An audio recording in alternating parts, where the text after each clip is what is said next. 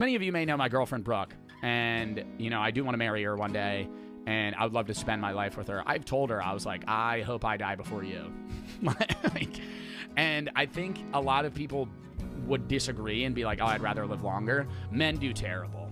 Statistically, men do terrible if they have to. If you're like I would not want to be the last one to go, you know, out of everybody you know. How fucking shitty that would be. Being the first to go is terrible too, but you know, I think being like third to last, you know, we had a good run type of shit. I think that'd be the way, because dying, widowers versus widows tend to do better statistically. Men in like their late 60s, 70s say that their best friend's their wife, whereas like 30% of wives say their best friend's their husband.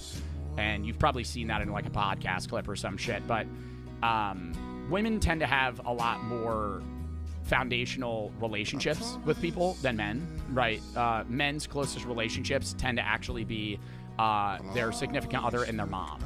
And so those are usually, I mean, it depends. Some people are really close with their dad or their siblings or something like that. But usually, like, the worst deaths that you're going to deal with as a guy are your mom and your wife, if you're obviously in a straight relationship and married. But it varies by individual, but usually men fare pretty poorly because men have very surface level relationships, right? I have friends that I would say I love them as friends and we've had deep conversations, but women have it's different. Women have a lot closer bond with people than men do.